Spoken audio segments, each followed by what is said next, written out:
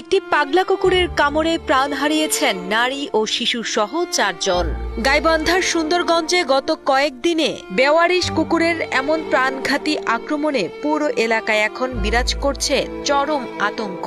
গোসল করিয়ে উঠিয়ে আসবে ধরছে, তারা রাস্তার ধারের মধ্যে কুকুরে মুখের মধ্যে আসিয়ে কামড় দিচ্ছে। তাপ দিয়ে উঠছে বুকের মধ্যে পাড়া দিছে, দিয়ে মুখটাকে এতে কামড়ে দিছে। তখন মোর বেটি আছে না, চটকা দিছে।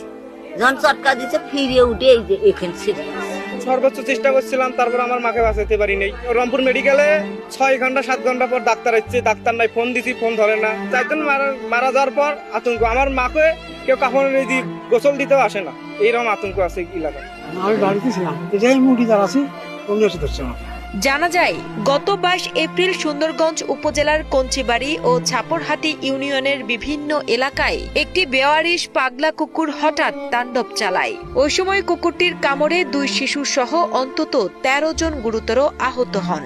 স্থানীয়দের তথ্য অনুযায়ী আহতেরা বিভিন্ন হাসপাতালে চিকিৎসাধীন থাকলেও গত 6 ও 9 মে 3 জনের মৃত্যু হয়। এরই ধারাবাহিকতায় মঙ্গলবার সকালে চিকিৎসাধীন অবস্থায় আফরোজা বেগম নামের আরো এক নারীর মৃত্যু হলে নিহতের সংখ্যা দাঁড়ায় 4 জনে।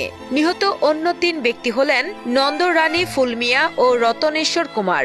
গাইবান্ধা সদরে নিয়ে যাওয়ার কারণে অবহেলার কারণে আমি যেটা মনে করি এ যাবৎ 4 জন মারা গিয়েছে। ভ্যাকসিন দেওয়ার কথা বলে তুলা পর্যন্ত এখানে দেওয়া হয়নি, শুধু ভ্যাকসিন দিয়েছে এবং ছোট বাচ্চাদের দিয়ে। কেউ স্পর্শ করেনি এবং কেউ ধরেনি। রংপুর এত বড় একটা মেডিকেল, যার ভ্যাকসিন পাইনি, আমাকে কিনে আনি দেওয়া লাগছে। একটা ভ্যাকসিন নিতাম 1000 টাকা নিচ্ছি।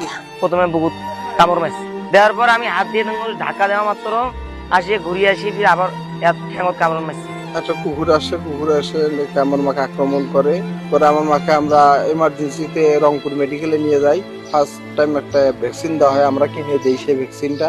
সঠিক টাইমে পড়ছে কিনা সেটা আমি জানি না, আমি তখন ঢাকায় ছিলাম। পাগলা কুকুরটির কামড়ে বর্তমানে 9 জন নারী ও শিশু মৃত্যুর সঙ্গে পাঞ্জা লুটছেন, যাদের অবস্থা নিয়ে চরম উৎকণ্ঠায় দিন কাটছে স্বজনদের।